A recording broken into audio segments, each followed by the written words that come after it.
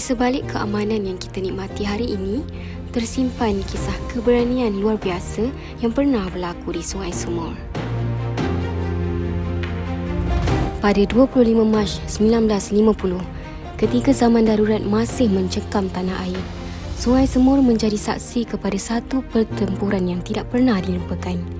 Kejadian berlaku ketika anggota keselamatan yang sedang menyelusuri sungai diserang hendak oleh pengganas komunis.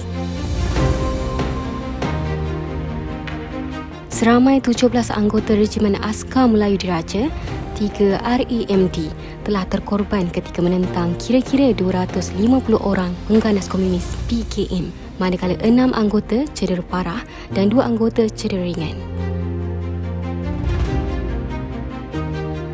Dalam kepungan yang semakin menekan, setiap detik menjadi ujian ketahanan dan keberanian. Selepas hampir 4 jam bertempur, mereka berada dalam keadaan terkepung dan kehabisan peluru.